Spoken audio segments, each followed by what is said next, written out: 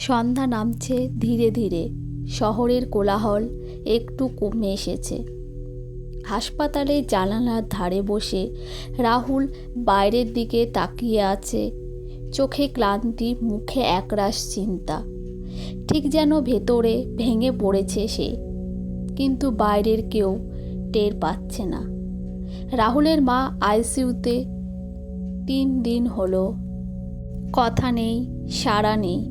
Doctor বলেছে সময় খুবই কম, যে কোনো কিছু হতে পারে। ছোটবেলায় রাহুল খুব দুষ্টু ছিল। মাই ছিল একমাত্র যিনি ধৈর্য ধরে সামলাতেন তাকে। পড়া না করলে বকতেন, আবার রাতে পায়ের কাছে বসে আদর করে ঘুম পাড়াতেন। বাবার মৃত্যু যখন হয়েছিল, রাহুল তখন মাত্র 10 বছরের।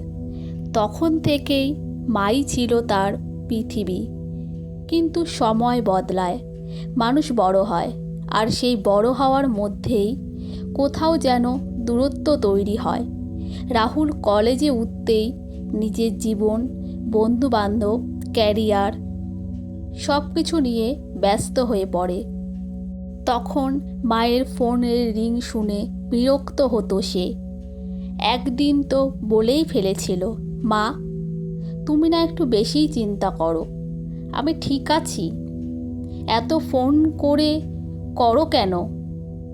মা তখন হেসে বলেছিলেন, তুই বুঝবি না রে বাবা, মা তো আর সারাদিন তোর কথাই ভাবে।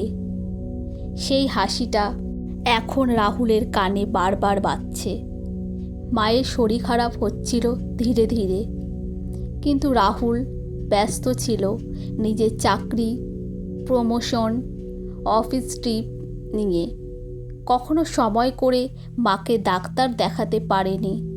ফোনে বলতো, মা কিছু হবে না, তুমি বিশ্রাম নাও, পরে নিয়ে যাব।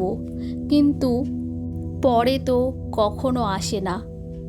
এই তো 4 দিন আগে হঠাৎ ফোন এলো, তোমার মা অচেতন অবস্থায় পাওয়া গেছে, দ্রুত হাসপাতালে নিয়ে যাওয়া হয়েছে। রাহুল সব ফেলে ছুটে এসেছিল। এখন শুধু অপেক্ষা, চোখে ঘুম নেই, মায়ের হাজারটা কথা। হঠাৎ করে আইসিইউয়ের ভিতর থেকে একজন নার্স এসে বলে, আপনার মা একটু জ্ঞান ফিরে পেয়েছেন, আপনি যদি ভিতরে যান। রাহুল দৌড়ে গেল। ভিতরে শুয়ে আছেন মা, মুখে অক্সিজেন মাস্ক, চোখে পানি।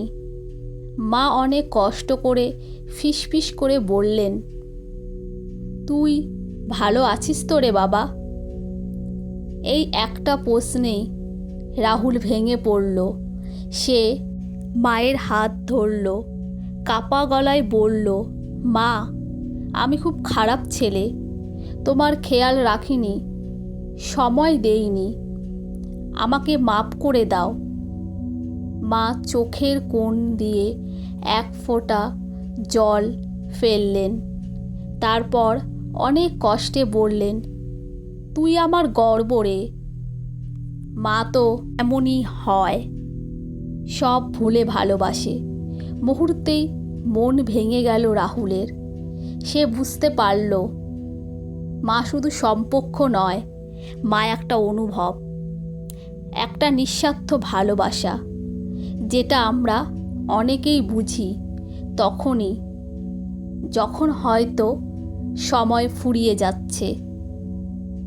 রাহুল মায়ের কপালে চুমু খেয়ে বলল, আর কোনো দিন তোমাকে একা হতে দেব না মা, প্লিজ ফিরে এসো। কিন্তু জীবন তো সিনেমা নয়। সেদিন রাতেই মা চিরবিদায় নিলেন।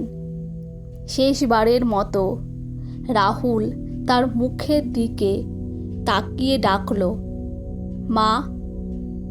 শুধু একবার, শেষবারের মতো। তারপর সে জানে এই ডাকের উত্তর কোনো দিনও সে পাবে না। কিন্তু মায়ের স্পর্শ, ভালোবাসা, সেই হাসি মাখা মুখ, সব থাকবে তার হৃদয়ে আজীবন।